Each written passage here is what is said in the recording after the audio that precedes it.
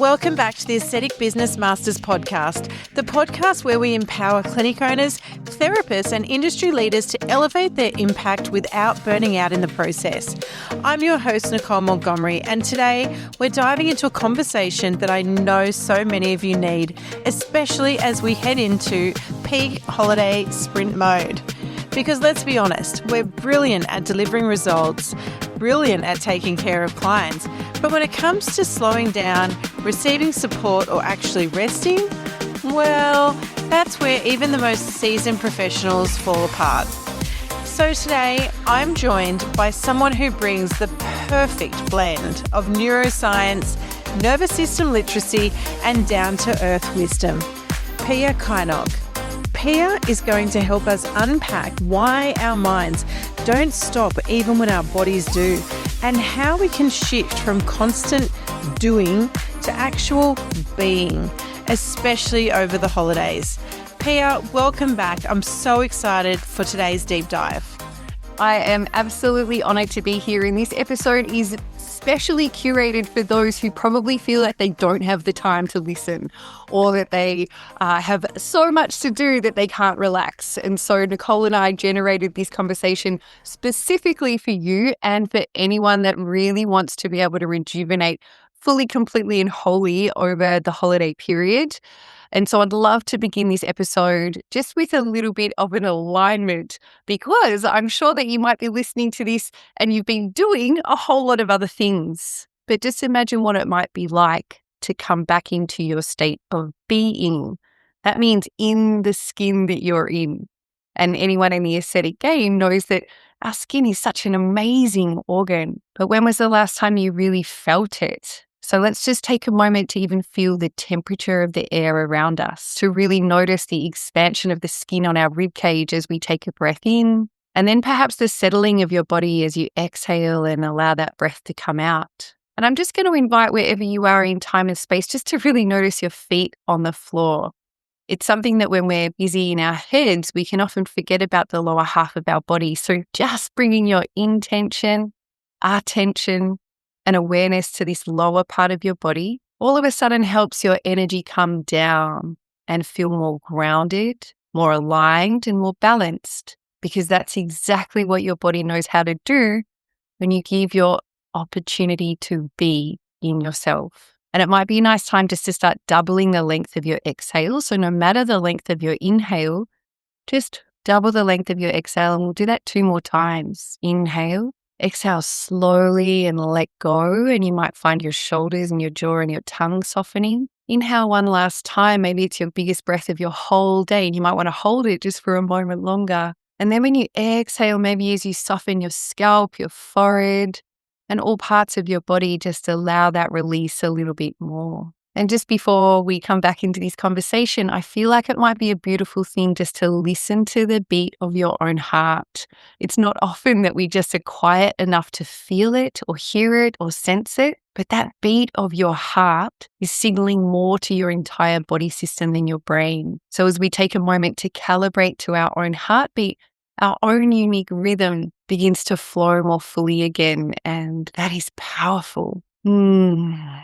Gorgeous. And part of why I wanted to generate this conversation with Nicole is because I believe that when we are in alignment to our unique rhythm, we are very, very powerful creators. And when we neglect the opportunity to fully rest, or we're not sure how to do it anymore, or we're just not familiar enough with resting and relaxing to be able to activate it really fully, we're really blocked from our body's true healing potential, but also our true transformational potential. So obviously each of us have worked towards goals and dreams and desires over this entire year. And it's our rest time that allows all of that doing energy to be calibrated, and the next alignment to all of our next goals, dreams and desires and evolutions to fully take place. Without rest, burnout is always on the horizon. It's certainly not feeling very good. Feeling anxious or off-balanced or overwhelmed or needing to procrastinate all the time is certainly very available when our body is over capacity. And so, where do you feel like we could go to from here, Nicole? What do you feel like could be a good? Well, that was wonderful. And I just feel like everybody at the moment, and obviously coming into Christmas, is probably in fast forward mode because school holidays are coming, preparing for Christmas, having that big 6-week break with kids at home, people running their business, juggling everything. And to be able to take time to just become present, I think not only for yourself, obviously, but I think would also be very calming for the clients coming in. Well, yeah, in my view of the world, I believe that we're all connected. And so I know that if I'm really stressed and tensed and unable to rest, then that's the frequency that I'm sharing with everyone around me, whether that be clients or colleagues or my family, my pets, my plants. Like it's all going to be feeling that level of discoherence in my system. And so what I feel like a lot of people aren't aware of is that our body really loves familiar states of being. Those familiar states of being could be very much related to our survival and the doing all over ourselves. Like, I can't stop, I have to, I must, I should, that sense of duty and obligation that, I mean, I know that we all have felt this at different times in our life. It feels like a burden. Usually our shoulders are incredibly tight. Often our jaw is very tight. We're not sleeping well at night. We wake up feeling fatigued. Our face is puffy, like all of the signs that there's a lot of inflammation happening in our body. And that wired and tired feeling is something that so many business owners and people working in a giving, caring industry really notice, because there is that overgiving predominance where we want to look after others and fix others and rescue others and save others. And that kind of flight and fawn, I call it, nervous system response, keeps our body feeling quite tight. It has to. It's part of a protective strategy pattern to keep us moving. And so that state becomes so familiar to our body that when we actually stop and rest and relax and our body softens, our brain says, oh my gosh, this is an all new experience, basically, and I don't like it because it's new. That feels dangerous. And even though we want it and we understand intellectually that that's a great thing to attain in our lives, the lived experience of that is something that we unconsciously push away or self-sabotage. And so what I want to express to people is that our body states are highly trainable. And I'd love to maybe just do a really quick example of this. And I'm going to use myself as an example. I find this really easy. I live, mid-coast New South Wales. I go to the beach at least once a day. So I find the beach a very easy place to relax, let go, and really enjoy. And I'll just run you through like what happens. So I drive my car and then I see the path. I hop out of the car and already the smells of the beach start to hit my nose. I can feel, it's like an excitement, but it's a soft, relaxed excitement. So my shoulders open, my breath changes. I can really feel appreciation kind of sitting in my frequency state. And as I walk up the path, I've got to huff and puff a little bit because it's going up some dunes. I know I'm going to see the sunrise, and that makes me feel so happy. And that happiness comes through my smile and through my eyes. So there's a whole lot of physiological stuff happening in my body. My belly feels soft and my lungs feel really open, and there is an activity through my body, but it's a calm aliveness. There's an enjoyment of being there. And so you might have your own place. Some people it's the forest, or hopping in a bath, or hopping into bed at night, or cuddling their dog or their cat. Like we all kind of have that place where we're like, delicious. And if you just took a moment to imagine your most delicious place or space or being that you like to hang out with, just imagine that you get to try on what your body does, like it's trying on a dress or a jumper. And as you try on that body posture, just notice what changes. Often people feel more open in their chest. There's that shoulder dropping of the tension. And so even just noticing those somatic or body-based cues can help you practice becoming more familiar with relaxing, rather than being a very unconscious process where that you really enjoyed that moment, but then it just kind of frizzles away. And then, maybe some people get to the beach and then they start thinking and then they walk really fast and they're not really present anymore. So it's just that fleeting moment. And what I'm suggesting to people is, if you just imagine whether you're in your work chair or you're in the toilet or you're, like just about to hop out of the car, there is an opportunity for you to practice what it's like to feel really open, engaged, alive, and very relaxed.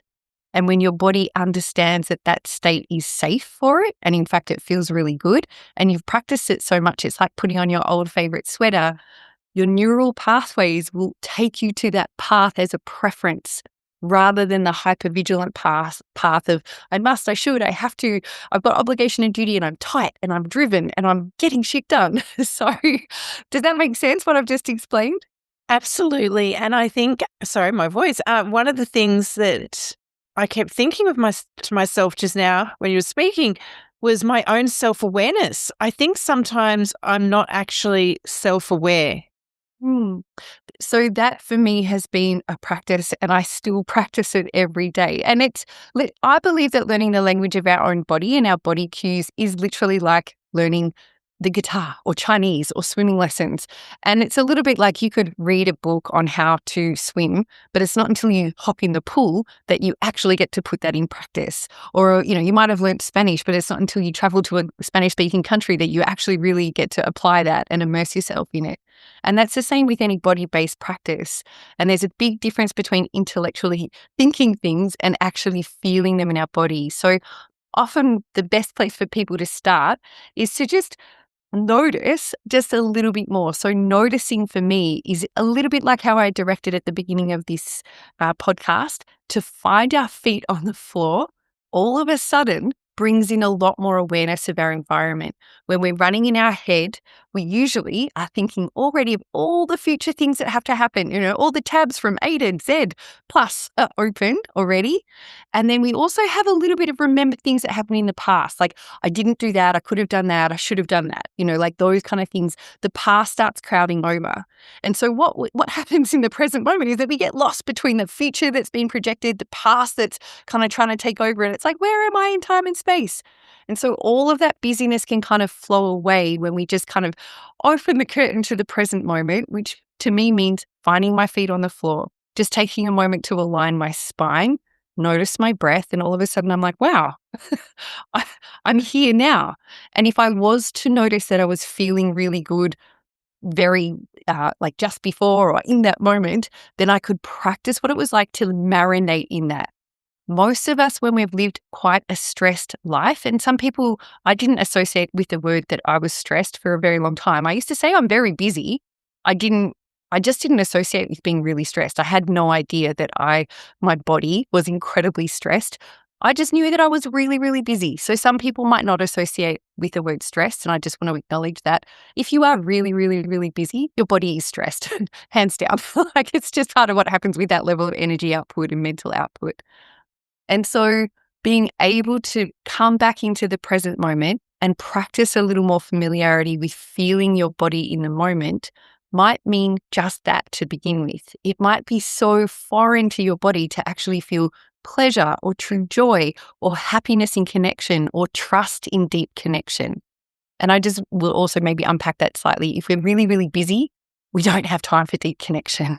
Like, you cannot. You're in a threat response. You're in a stress response. You're in a hypervigilant response. The world in an unconscious way for your body feels slightly threatening. You're slightly off balance.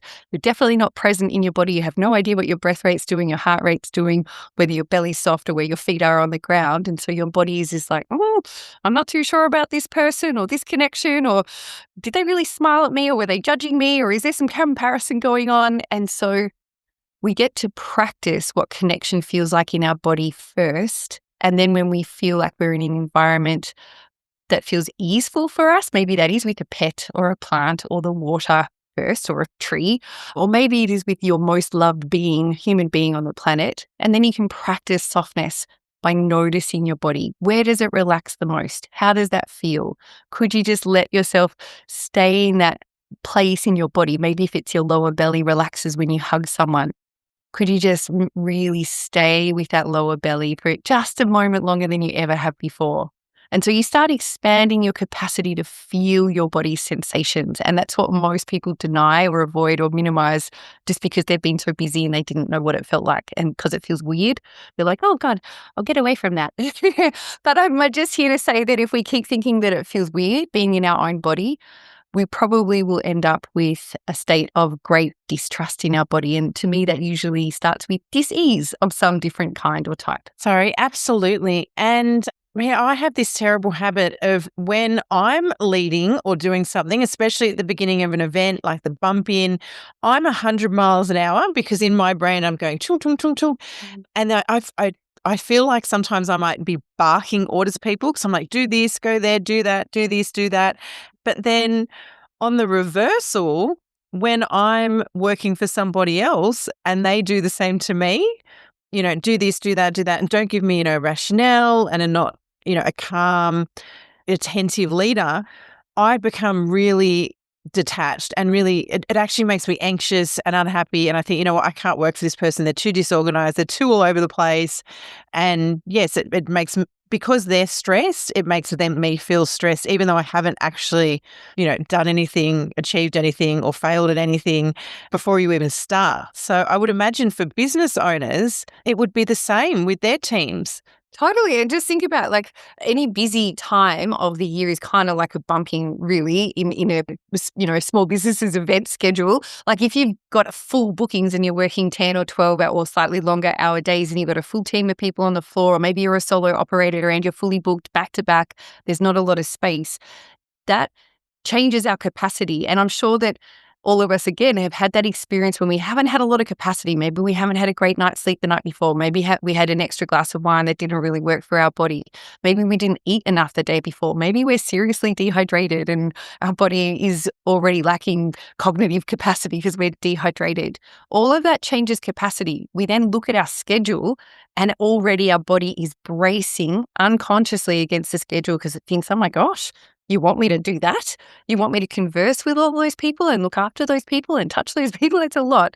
And so it can still be many things to activate in your day. However, when we calibrate to our body and just bring it back to an alignment in ourselves, and that alignment, as I suggested before, can be really simple. It can just be finding your feet on the floor, touching your own body, literally touching the skin that you are in. And for those of you that just listening and not watching the diagram, I've just done a hug to my own shoulders and I'm feeling my shoulders and I'm just tapping down my arms. That's actually a somatic practice called containment. And particularly when we feel like our boundaries are getting a little leaky, and they are when we're overscheduled and overcommitted. Our boundaries are definitely leaky. We've said yes when we meant no, or we've said no when we meant yes. That's leaky boundaries in a way. And so just coming back to let your body know that I know where my boundaries are. I feel you. I'm here with you. We're here together. It's that kind of concept. You might even use exactly that kind of language as you touch yourself, press yourself, hold yourself, hold your heart, hold your belly. Just doing a micro moment practice like that can bring your body back into a state of like, oh, okay, we're in this together. I know where my boundaries are. I feel more in alignment. My breath is just a little more regulated. One of the other things that I wanted to just share, and I know, again, other people will relate to your experience when you barked those orders. And I believe also when we're kind of barking orders and that tone of our voice changes, the structure of our face has also changed. It's much less likely that we've got a smile on our face. Maybe we're smiling, but it looks a bit more like we're baring our teeth. It's just that kind of vibe where we have lost our social connection parameters. Like there's not that softness and openness in the face or the body stance. And that's why voice changes and there's that rigidity and people can feel that frictional energy. And so part of that is related to the changes that are happening through our vagal nerve, just that compression through our chest and that slightly leaning forward and our shoulders getting tighter changes our vocal range. It changes our ability to really smile properly. And it certainly changes the rhythms of our heart and our breath. And it changes even the signals that are happening through our gut. So all of a sudden, all parts of our body are like, whoa, I cannot connect with this person because I'm so dysregulated and I feel like there's a threat response on the inside. And again, that's why just taking more notice of your posture, your stance, and your breath is really powerful. It gives you that ownership with your next sentence to just have a little more ownership of your voice, of the way that the words come out, of your ability to hold somebody's gaze and check in with their body language to ensure that you are actually having a conversation that's reciprocal and communicative and collaborative rather than one-sided and not feeling very encouraging. Sorry, so true. So, and when you have a partner who you know really well, they don't have to do anything. You could be in a totally different part of the house. As soon as you hear a certain tone of their voice, you know that they're unhappy and something's wrong. Definitely. And that's the same with close work colleagues. Anyone that we spend a lot of time with, we're actually deeply tuned into where we predict triggers are going to come from. It's actually all about us and our perception. It's never about them. It's just about us and how we are currently perceiving the situation, the experience, their tone of voice, and what meaning we're making out of it. It's very challenging to make compassionate meaning out of something when your body's really in that hypervigilant state. And again, that's why I really suggest that people just learn to pause, notice their posture, notice their breath. It does give you so much more power. Pause gives you power. Basically, that's the easiest description that I can create for people. And partly it's because of our perceptions of the past. And our brain always wants us to survive based upon past parameters. And so we will make assumptions of the next event that's going to happen based upon previous experiences. And I'm saying that we have so much more control and empowerment than any of us have ever realized to change the next moment of that event if we change our inner state of regulation. So if I was to turn around to my partner and instead of being like, whoa, what's going on with you, buddy? That's a lot. Stop being so much, or something along those lines, If I was to say, oh, hey, I can really hear that there's something really big going on with you. Do you want to share with me what it is?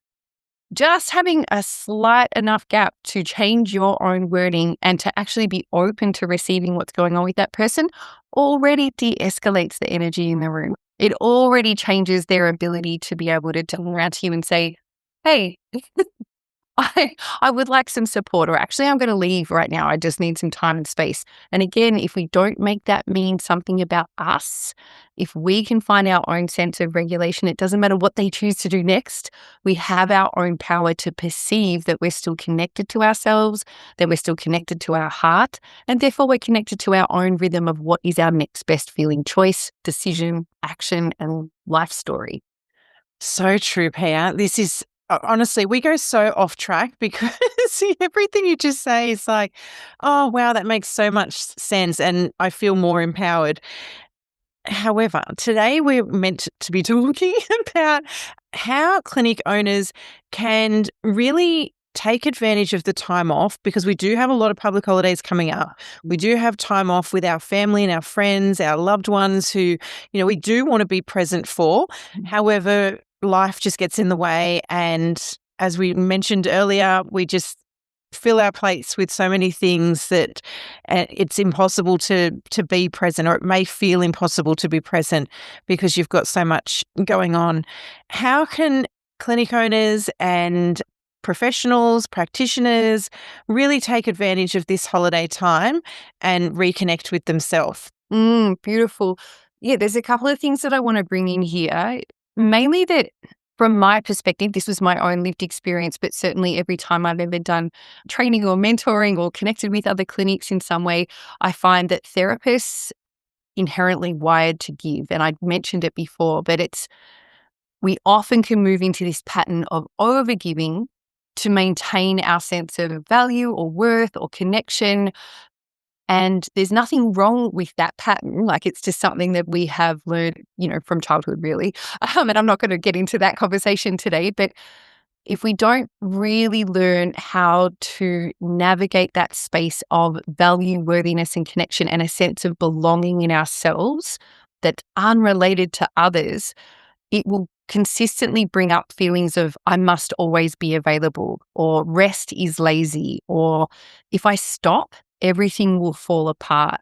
And maybe we'll just everyone take a moment to pause and listen to that. Do you feel like any of those statements or something similar might be true for you? Because the irony in the giving situation of a therapist, a skin therapist, dermal therapist, anyone in the aesthetic business is that the irony of the whole situation is that when we nurture others, we often rarely feel safe to receive and stop and slow down.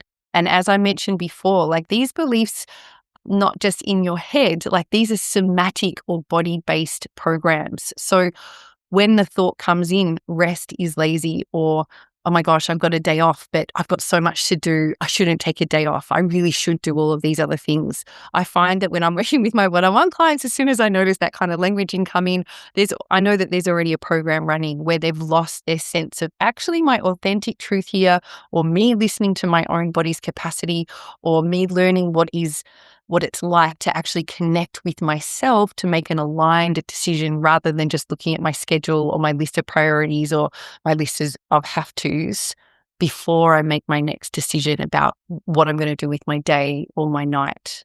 And so our unconscious mind always prefers to follow, as I mentioned before, what is already known, and even if it's stressful. So when you know that you have days coming up that are off, but you haven't really practiced resting for a while, or you know that previously, and I was talking with someone about this the other day, that we're meant to have a restful few days off on a really beautiful location, and then they ended up overbooking every single situation. And she and her partner at the end of it were like, oh my God, I thought that was meant to be a rest. And we've just gone and done all of these tours. And actually we're coming home feeling pretty exhausted. Like that's a very common scenario. Can we fill up all of the time that we have? And we're going to see all the things and we're going to do all the things. And again, we're kind of dragging our body around this kind of schedule, but we haven't checked in with our body.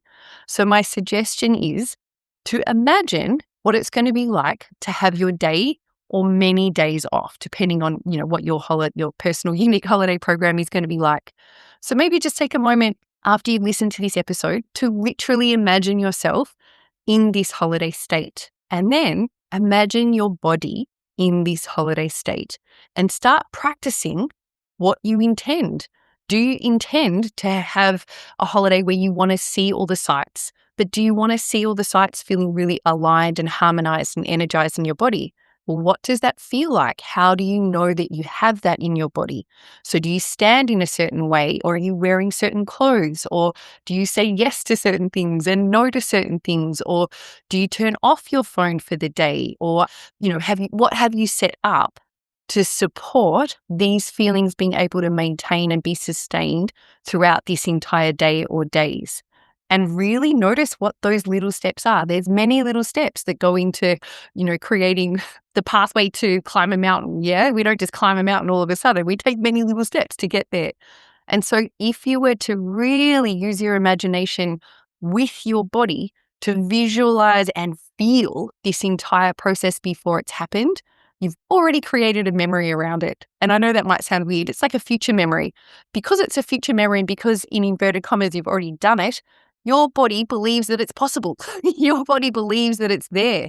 Your body believes that it's actually already done it. And so when your body knows that it's already done something and lived through it pretty well, it will allow that to happen much more easily. So imagine if you could practice that more often than not. And again, it doesn't need to be a big deal. It could just be a minute practice while you're in the car, while you're in the shower, while you're out in the park with your dog. Any moment where all of a sudden you're like, now is a good time to imagine myself having the best break of my life, where I feel rejuvenated, where I feel calm on the inside, where I feel so beautiful and confident, and I love pleasure and I love delicious things and I love really enjoying delicious things and I love having more fun. I love the opportunities that come to me on holidays because I'm so relaxed. And if you were to imagine what that's like over and over and over again, your body is having that familiar experience and it can live it. That's my suggestion for all of the people that have got breaks or, big, small, whatever it might be coming up, and you're not yet used to actually giving yourself permission to have that break. The other thing is Nicole and I right now are giving you the best permission slip of your life to live your best life and to have the best break. Sometimes it's almost like we need to be handed that permission card, from someone that we know or trust or that, inspires us. And this is it. You have it because you're listening to this episode. You are ready to live your best life. You are ready to expand into all the things that you are ready to allow, and your body is ready to walk this path with you. So that's hopefully just a really simple strategy. Do you feel like I could go anywhere else with that, Nicole? No, I think that, well, yes, probably you could actually, but I do think that that's exactly what clinic owners needed to hear, and we all needed to hear, because we do sometimes feel, I think, a little bit of guilt when, doing nothing, literally resting and taking time out. We might feel like we should be utilizing that time to plan for the new year or organize or, just do or give. Like you said, we're all givers. We're yes people. Totally. And actually, I'd love to just pause there, because if our business is our body, and in a way it is, because without our body, what is our business? not much. Like it's going to be pretty different. And so if our body was our business as much as our, bricks and mortar business was our business or our online business was our business, in what way would you plan for your greatest success? And so this is where it might be easier for people to realize that their body is as much of a priority. Sometimes that can be an easier path for people who have that mismatch happening in their belief system around themselves as a priority. I love to do a lot of work around self-love and self-acceptance, and that is a process in itself. A lot of people minimize their own needs so that they can place a lot of value and a lot of focus on things that are external to them. So bringing that lens of focus inside can be really a lot for a lot of people, which is why it can be just very helpful to imagine scenarios and start practicing the felt state of those scenarios being true for you. But if your business success, which it is intimately related to the health and the way that energy moves through your body, the way that it's moving through your brain and your belly and your heart and the frequency that you hold. So we all know that when we've interacted with people who are innovative and inspirational and really connected to themselves, we feel really good when we're around them. And then we want to do good. Like that's just the benefit of positive emotions. Like they amplify each other.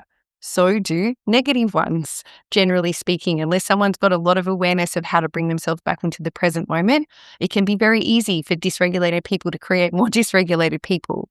And so if you are the most regulated person in the room, you are always going to be the most successful person in the room. You're going to be the happiest person in the room. I view success as happiness and having the ability to really love. That's what I view as our greatest success. And so that success always transfers to health, like vibrancy, vitality, like our cells being able to really engage in their most optimal networking and communication.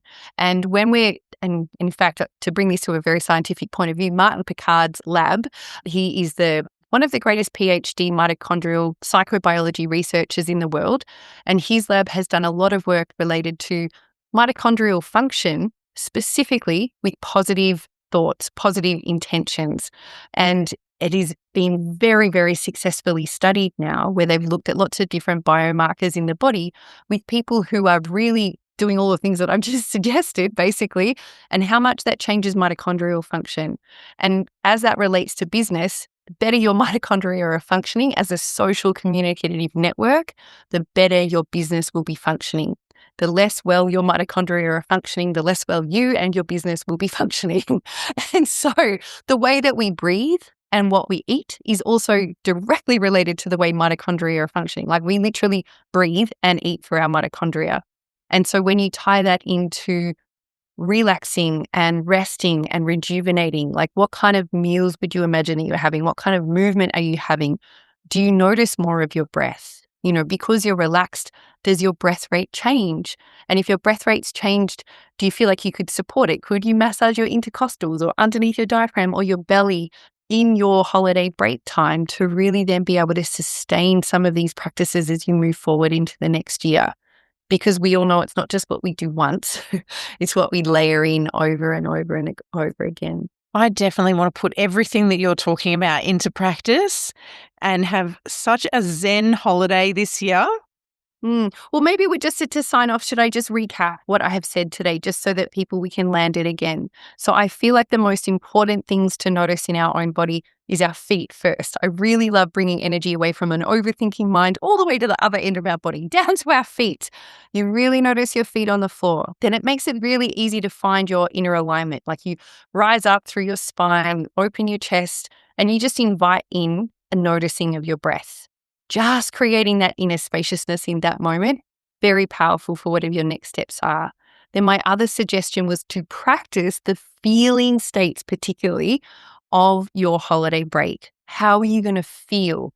Then what are you going to look like? What does it smell like? Like what is happening around you? And bring in as much of your sensory anticipation experience as you can possibly invite in. Whatever you can imagine to make your break the most delicious and beautiful and bountiful that you possibly could. Go wild. Like there's no rules on what you can imagine feeling in your body. Practice it often. Let your body know that that's what you have capacity for and that that's what you're inviting more of in. And then when it happens, and it actually happens in real life, do your best to really stay with it. Be like, oh my gosh, the magic moment that I've been practicing for is here. I'm just going to do my best to really notice as much as I can. I'm going to do my best to keep softening and expanding into it and allow that joy or that happiness or that love or the beauty of the moment, whatever it might be for you, to really soak into as many places and spaces as possible. And so they're the practices. They sound very simple, but they're very, very profound when you really show up for that practice consistently. Absolutely. And I see what you're saying as pattern breakers, if that makes sense, before you fall into a pattern or a cycle that you don't necessarily want to because you're triggered by something or unhappy or stressed or any of those things. By doing exactly what you've just said and taking that time to breathe, to be present, to feel your feet, you're breaking that pattern and that cycle and really evolving as a person. Totally. All of us have a pattern when we're stressed of tightness. Like we literally are bracing against the current situation, whether it's happening in reality, like, a bus just tried to knock me over, or I'm perceiving it, like I've just opened up a bill or someone's just resigned or whatever it is. So whether it's real, like a physical threat, or whether I'm perceiving that there's a threat going on, as soon as my body thinks that threat is ongoing, it will create an ongoing response that creates muscle tightening, contraction, bracing patterns. So just taking that opportunity to open and soften and smooth gives your brain different access to different areas, and you can make different decisions. And then you have more opportunity to continue to soften over time. So all of it is patterns. All of it is electrochemical gradient patterns and muscle patterns, somatic patterns. So we can repattern ourselves, we can rewire ourselves. It's all possible at any age, any time. Pia, thank you so much. This has been so powerful and relevant, and honestly something every clinician needs to hear before this peak holiday season.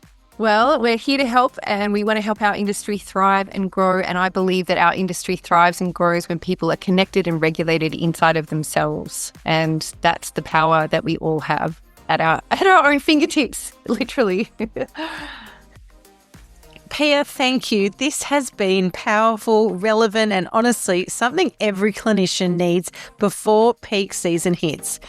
If this episode resonated, share it with your team, your colleagues, or the industry friend who never stops giving. And as always, thank you for listening to the Aesthetic Business Masters podcast. Your presence matters just as much as your performance.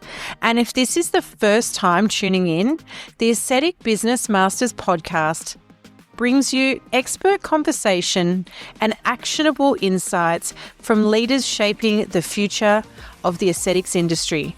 Our goal is to help you build a business that's not just beautiful, but smart, sustainable, and profitable. Don't forget to subscribe on your favorite platform: Apple Podcasts, Spotify, YouTube, Amazon, iHeartRadio, or Podbean.